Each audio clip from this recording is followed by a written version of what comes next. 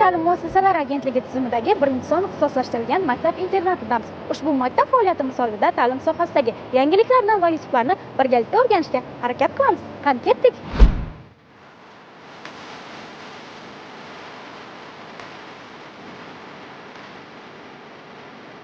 Ta'lim o'qituvchi va o'quvchilarning hamkorligidagi faoliyat bo'lib, shu jarayon shaxsning taraqqiyotiga xizmat qiladi. Darslarda o'qituvchi o'z bilimi, ko'nikma va malakalarni mashg'ulotlar vositasida o'quvchilarga yetkazadi. O'quvchilar esa uni o'zlashtirib borishi natijasida undan foydalanish qobiliyatiga ega bo'ladi. O'rganish jarayonida o'quvchilar o'zlashtirishning turli ko'rinishlaridan foydalanishadi. Ya'ni o'zlashtirilayotgan ma'lumotlarni qabul qilish, qayta ishlash hamda amaliyotga tatbiq etishda o'ziga xos tafovutlarga tayanadi. Ta'lim jarayonida o'qituvchi va o'quvchilarning dars paytidagi hamkorligi, o'quvchilarning mustaqil ishlashi, sinfdan tashqari ishlar shaklida ta'lim va tarbiya masalalari hal etiladi.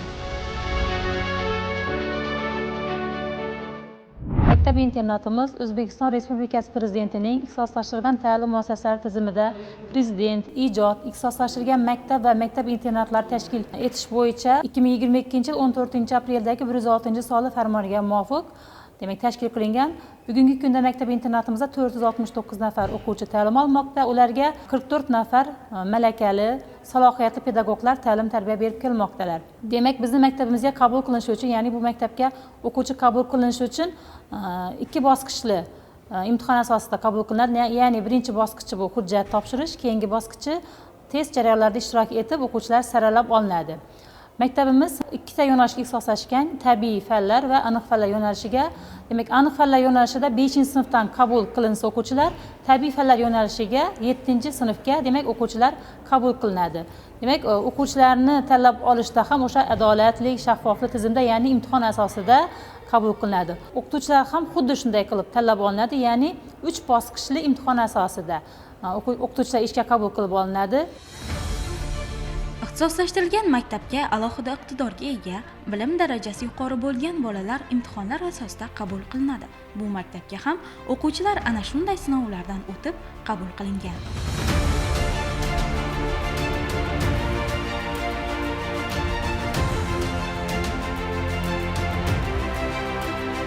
Til o'rganish o'quvchilar uchun ko'plab imkoniyatlar eshigini ochadi. Ayniqsa, maktabni tugatmasdanoq xalqaro til bilish sertifikatlarini qo'lga kiritayotgan o'quvchilar o'quv yili tugamasdanoq bir qancha xalqaro nufuzli oliygohlarning talabasiga aylanishmoqda.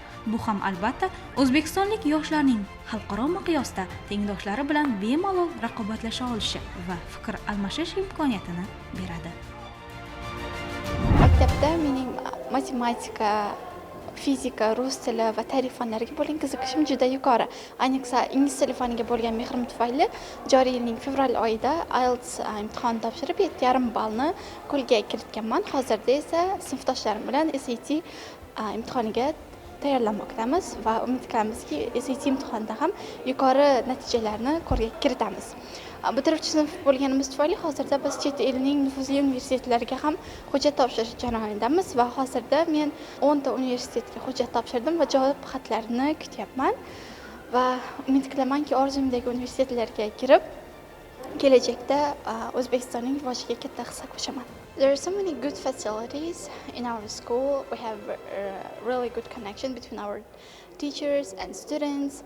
So if we have any problems, depending on anything, we can easily go to our teachers and ask them about it. Bugungi kunda yoshlar uchun ingliz tilini o'rganishga yanada katta e'tibor berilgan. Ilgari masalan, ingliz tili 5-sinfdan o'qitiladigan bo'lsa, hozirgi kunda o'quvchilar ingliz tilini maktabda 1-sinfdanoq o'rganishni boshlashyapti va bizning maktabimizga kirish uchun yanada ham qattiq tayyorgarlik ko'rib, ingliz tilini yanada chuqurroq o'rganishga harakat qilishyapti va hozir mana 5-sinf o'quvchilarini ko'rganingizdek, ular juda ham faol, ingliz tilida juda ham yaxshi bilim hamda ko'nikmalarga egalar.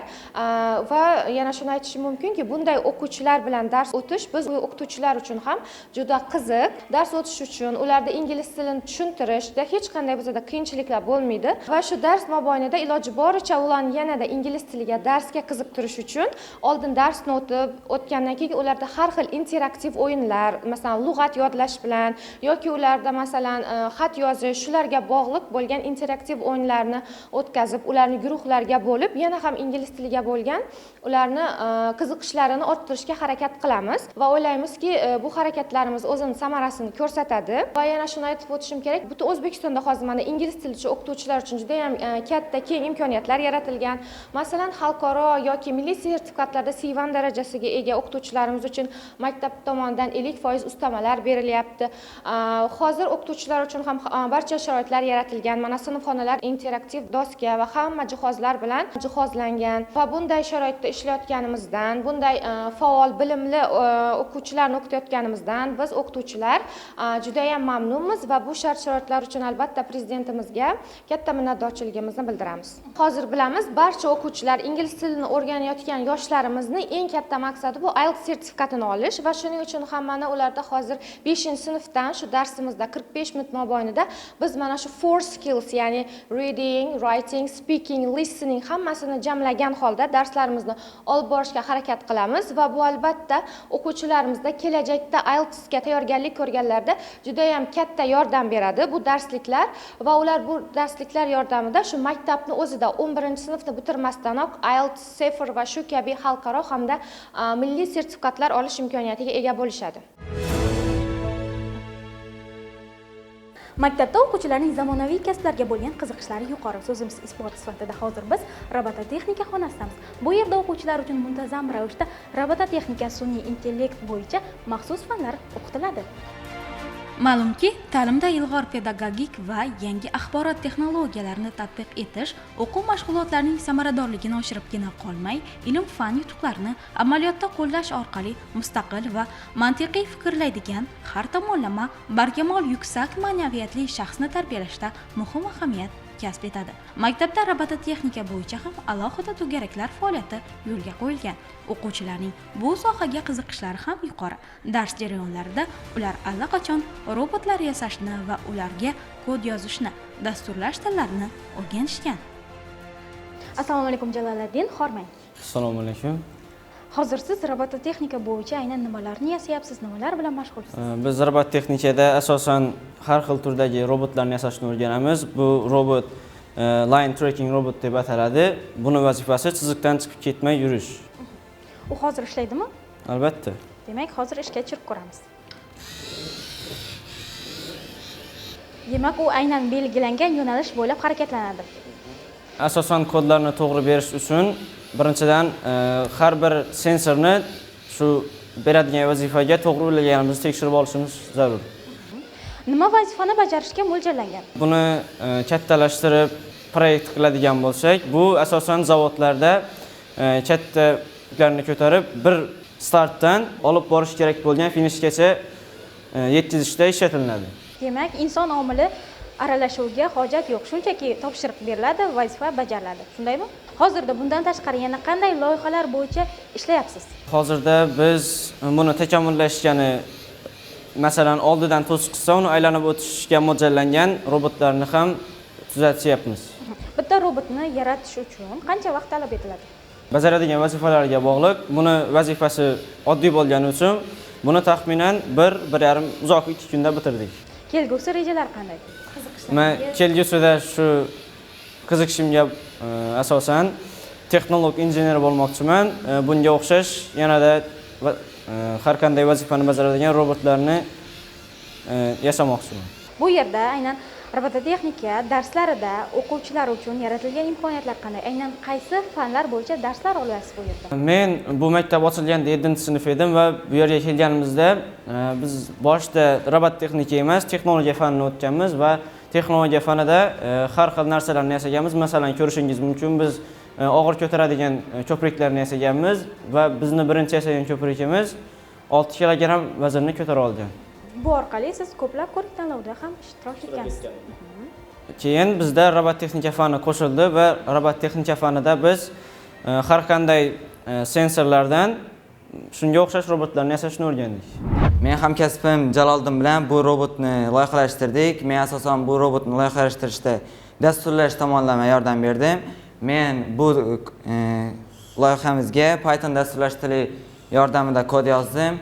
Dasturlash bu o'zi juda ham muhim robotni, chunki salgina xato kod bu dasturni xato ishlashiga olib keladi va kelajakda biz buni kattaroq maqsadlarda foydalanmoqchimiz. Bunda dastur yozish juda muhim rol o'ynaydi. Kundan kunga robot texnika rivojlanib bormoqda. Dunyodagi eng mukammal kasblardan biri bu robot texnika bo'lib, uni o'rganish asosi bu dasturlashdir. Kod yozish. Men kelajakda bunga o'xshash loyihalarning kattarog'ini yasamoqchiman va harbiy sanoatda, tibbiyot sanoatida qo'llanishi uchun robot yasamoqchiman. Hozirgi kunda dasturlash, kiber xavfsizlik, axborot xavfsizligi juda ham rivojlanib bormoqda. Loyihaning xavfsizligi bu birinchi o'rinda turishi kerak deb o'ylayman. Hozirgi kunda ta'lim jarayonida interfaol metodlar va axborot texnologiyalarini o'quv jarayonida qo'llashga bo'lgan qiziqish kundan kunga ortib bormoqda.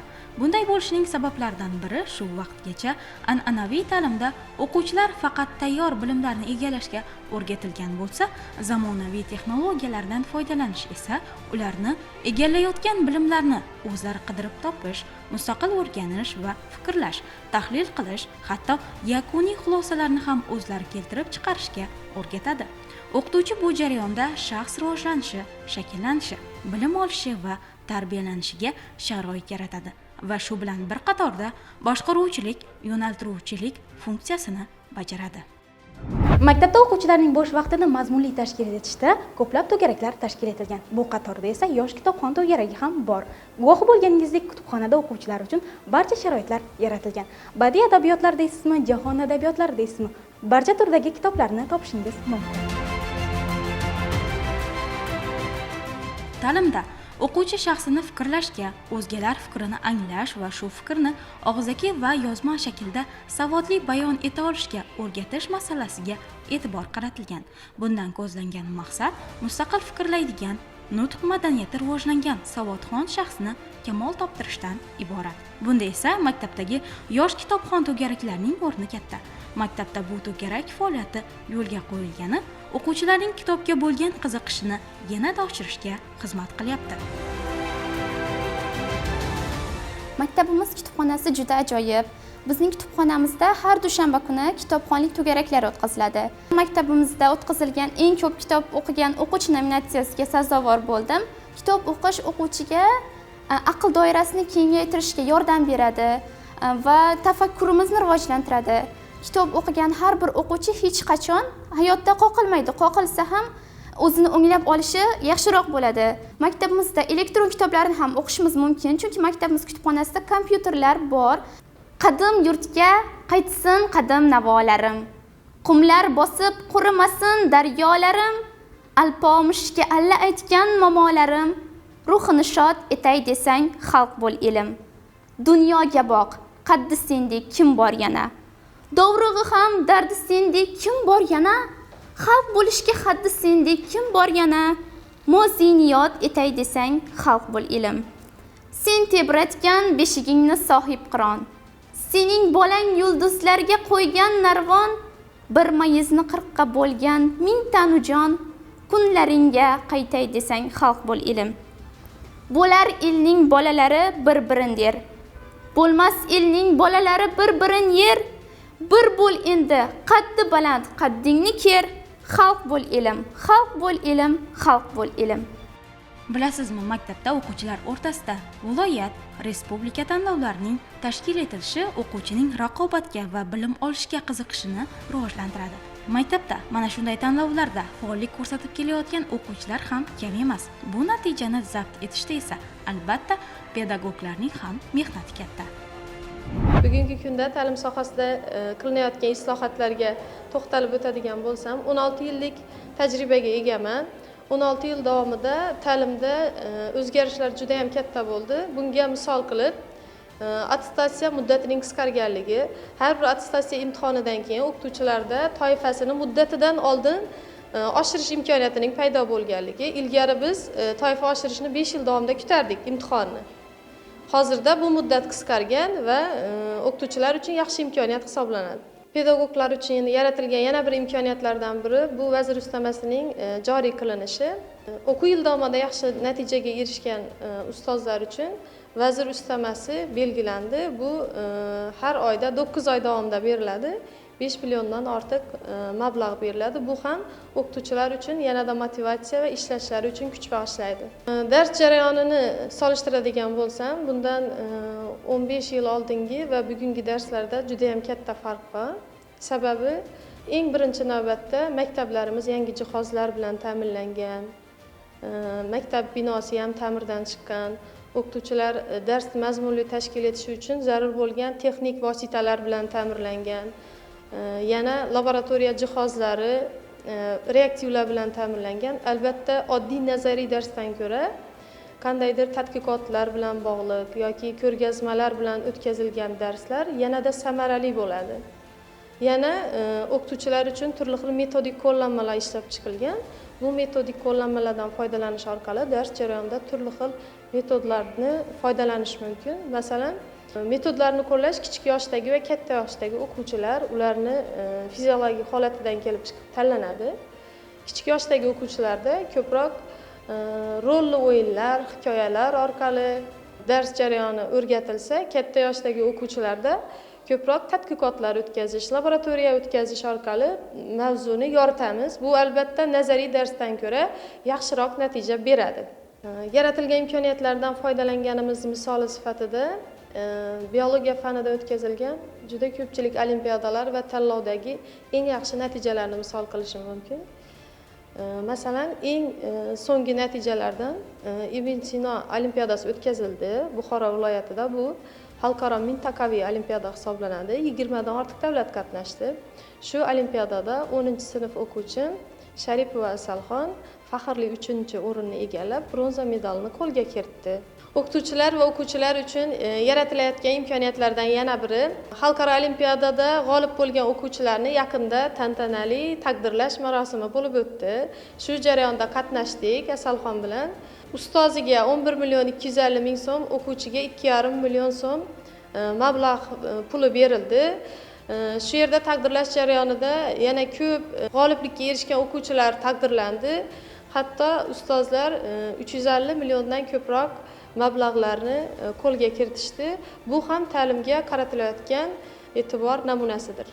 Ta'lim berayotgan o'quvchilarimdan kelajakda vatanga, oilasiga, butun insoniyatga naf tegadigan yaxshi shifokorlar, pedagoglar, yaxshi kadrlar chiqishiga ishonaman.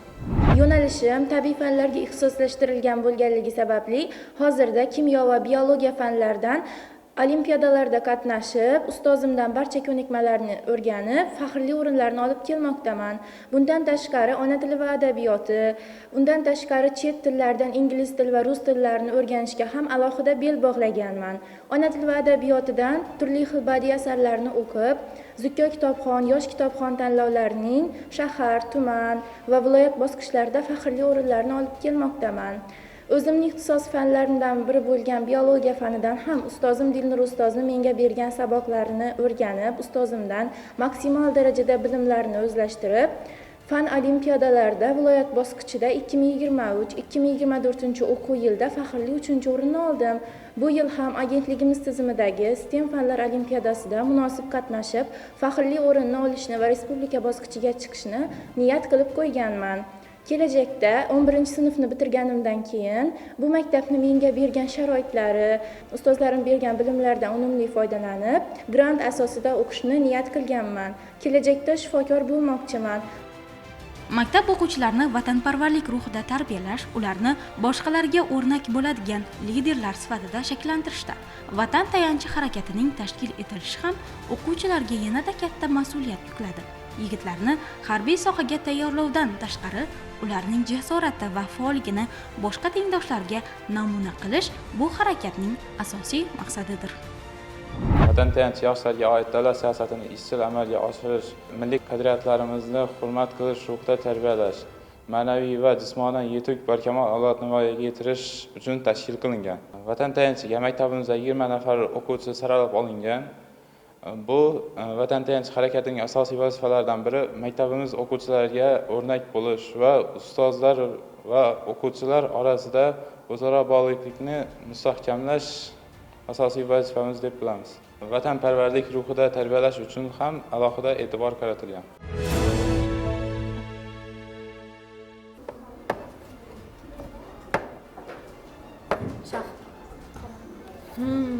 Ulug'bek 11 yosh bo'lishingizga qaramasdan meni 2 marta yengdingiz. Axir men shaxmat to'garagiga boraman-ku, Laylo opa. Guvoh bo'lganingizdek, maktabda tashkil etilgan shaxmat to'garagi o'quvchilar uchun juda ham manfaatli bo'lmoqda. Bu yerda o'quvchilar bo'sh vaqtlarini mazmunli o'tkazishmoqda. O'quvchilarning qiziqishlaridan kelib chiqib, ular turli fan va sport to'garaklariga jalb qilinadi. Shaxmat to'garagi ham tashkil etilganiga oz fursat bo'lsa-da, maktab o'quvchilarining ko'pchiligi bu to'garakda faol. Aql gimnastikasi bo'lgan bu sport turi o'quvchining fikrlashi, rivojlanishiga xizmat qiladi.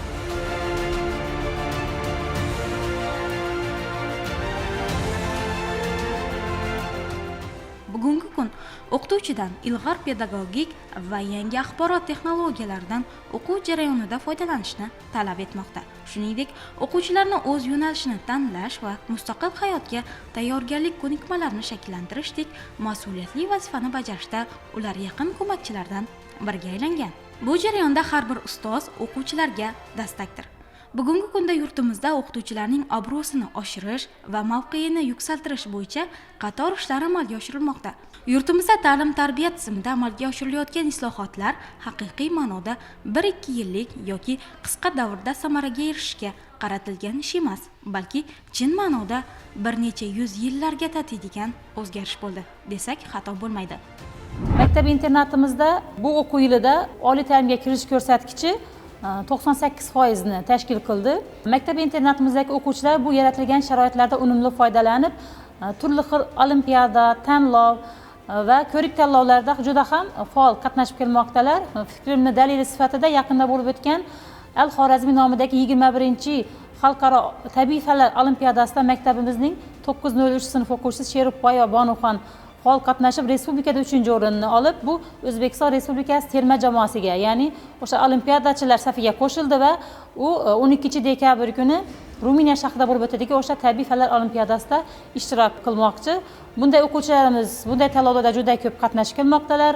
Jumladan yakshanba kunlari o'tkazib kelinayotgan o'sha viloyat hokim olimpiadasida ham o'quvchilarimiz juda faol qatnashadi va ular katta miqdorda bo'lmasa ham o'sha 4 million, 3 million, 5 million kabi o'sha summalardagi pul mukofotlari va diplomlar bilan taqdirlanib kelmoqdalar. Demak, oddiy umumta'lim bilan ixtisoslashgan maktablarning farqi, eng birinchi farqi o'quvchilar sonida, ya'ni o'quvchilar sinfda 24 nafardan, har bir sinfda 24 nafarda o'qishsa, ular ixtisoslik fanlarda ya'ni 2 ga bo'linib, ya'ni har guruhda 12 nafardan o'qitiladi ixtisoslik fanlarda. Demak, undan tashqari ularni baholash sistemasida ham, ya'ni umumta'lim maktablari bilan ixtisoslashgan maktablarni baholash tizimida ham farq bor.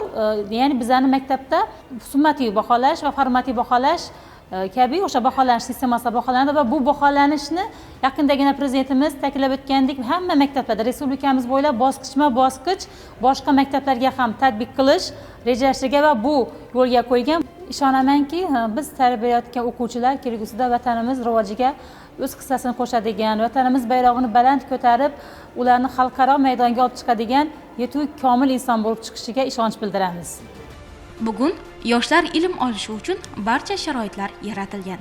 Ilm olishlari, o'z ustida ishlashlari uchun imkoniyatlar bisyor. Kitobga oshno bo'lib, bilim olishga kirishgan yigit-qiz bor ekan, kelajagimiz bundan-da gullab yashnayveradi. Jamiyat rivoji bevosita insonning aqliy salohiyati bilan chambarchas bog'liq. Qaysiki davlat ta'limga e'tibor qaratar ekan, aynan shu davlatda o'sish va rivojlanish bo'ladi. Zero najot ta'limda, najot tarbiyada, najot bilimda.